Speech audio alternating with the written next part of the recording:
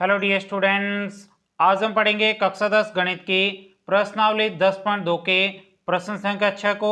चलिए आज की क्लास को स्टार्ट करते हैं। उससे पहले अभी तक भी आपने इस वीडियो को लाइक नहीं किया, वीडियो को लाइक करिएगा। चैनल पे पहली बार आए हो चैनल को सब्सक्राइब जरूर करिएगा। तो देखिएगा प्रश्न संख्या 6 में कहा जा रहा है, एक बिंदु ए से जो वृत्त के केंद्र से 5 सेंटीमीटर दूरी पर है, वृत्त पर स्पर्श रेखा की लंबाई 4 सेंटीमीटर है, वृत्त की त्रिज्या ज्ञात कीजिए। देखिएगा साथियों, प्रश्न ये आपके बहुत ही ज्यादा सरल है। सबसे पहले प्रश्न में जो आपको दिया गया होता है उसका सिंपल तरीके से आपको डायग्राम बनाना होता है। तो ध्यान से देखिएगा साथियों, यहाँ पे आपकी किसकी बात की जा रही है? वृत्त की बात की जा रही है। तो सबसे पहले आपको वृत्त बना देना है। यहाँ पे वृत्त में आपको त्रिज्या नहीं दे रखी है, तो आप कितना भी यहाँ पे प्रकार को ओपन करके एक वृत्त बना सकते हो। तो आइएगा बिल्कुल सिंपल तरीके से यहाँ पर हम एक वृत्त बना देते हैं।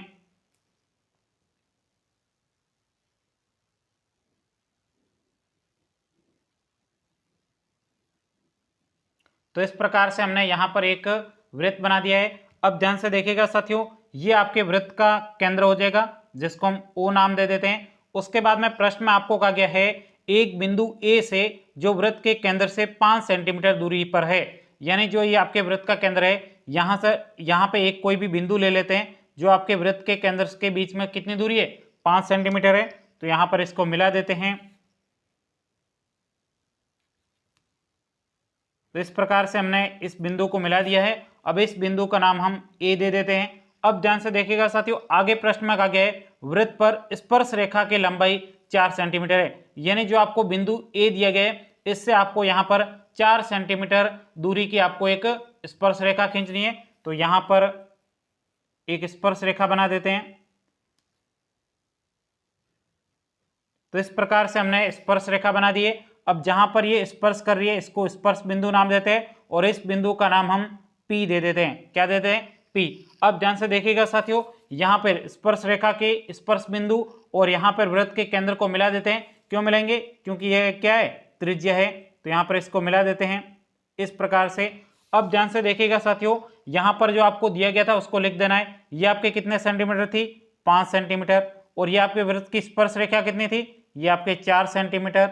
और ये आपके क्या है? आपको ज्ञात करनी है। अब ध्यान से देखिएगा साथियों, ये आपके वृत्त की त्रिज्या है। यहां पर आपको ज्ञात क्या करना है? ज्ञात आपको यहां पे कहा गया है वृत्त की त्रिज्या ज्ञात कीजिए, यानी आपको ओपी की लंबाई ज्ञात करनी है। आई बात आपको समझ में? अब बात एक ध्यान होनी चाहिए। देखिएगा, वृत्त की स्पर्श रेखा और त्रिज्या के बीच में हमेशा कितने डिग्री का कोण बनता है?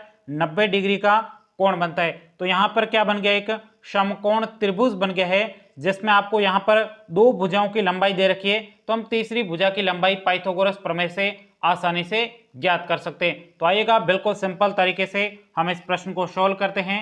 यहां पर हम लिखेंगे हल।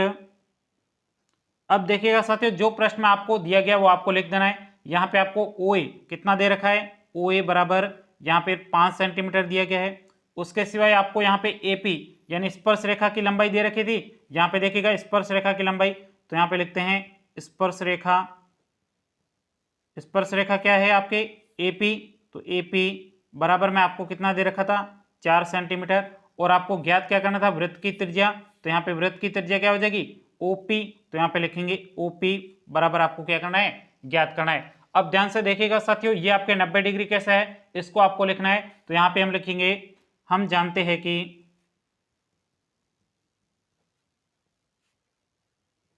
वृत्त के किसी भी बिंदु, किसी भी एक बिंदु से खींची गई स्पर्श रेखा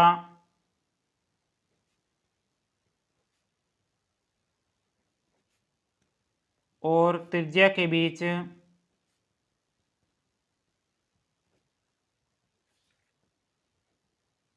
90 डिग्री का कोण बनता है।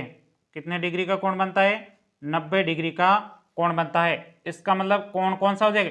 ए पी ओ कितना हो जाएगा? 90 डिग्री। तो यहाँ पे लिखेंगे कोण ए पी ओ बराबर क्या हो जाएगा?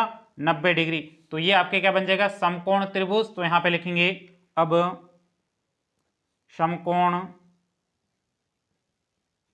त्रिभुज। समकोण त्रिभुज क्या है?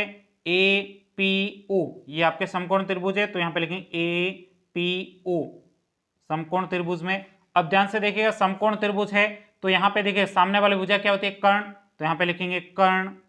ओके, अब यहाँ पे लंब और आधार कोई भी मान सकते हो, तो इसको मान लेते हैं आधार, और ये आपके हो जाएगा लंब। अब ध्यान से देखिएगा साथियों, समकोण त्रिभुज में कर्ण बताइए, कर्ण बराबर कितना दे रखा है, कर्ण है आपके ओ ए, तो यहाँ पे लिखेंगे ओ, और ये आपके ए हो जाएगा। ओ ए बराबर कितना दे रखा है आपको, 5 सेंटीमीटर, तो ये आपके 5 सेंटीमीटर हो जाएगा। उसके सिवाय आपको आधार दे रखा है, तो यहाँ पे लिखेंगे आधार, आधार क्या है आपके एपी, तो यहाँ पे लिखते हैं एपी बराबर में आपको कितना दे रखा है, 4 सेंटीमीटर, तो यहाँ पे लिखते हैं 4 सेंटीमीटर।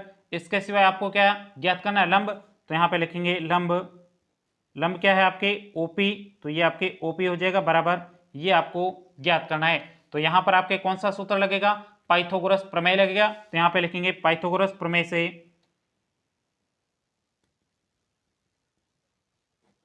पाइथागोरस प्रमेय से।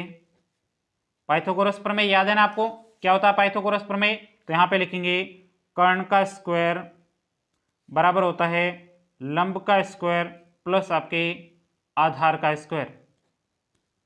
अब यहाँ पे आपके बताइए कर्ण क्या है, 5 सेंटीमीटर, तो यहाँ पे लिखेंगे 5 सेंटीमीटर का स्क्वायर बराबर लंब क्या दे रखा है, लंब यहाँ पे आपको दिया गया ओपी, तो यहाँ पे ओपी का स्क्वायर हो जाएगा प्लस आधार क्या दे रखा है, आधार आपको 4 सेंटीमीटर दिए गए, तो ये आपके 4 का स्क्वायर हो जाएगा। अब यहाँ पे 5 का वर्ग कितना होता है, 25 बराबर ओपी स्क्वायर की जगह ओपी स्क्वायर प्लस आपके 4 का वर्ग कितना होता है 16, तो यहाँ पे 16 लिखेंगे। अब इस 16 को पक्षांतर करेंगे, 25 माइनस 16 बराबर हो जाएगा आपके ओपी का स्क्वायर।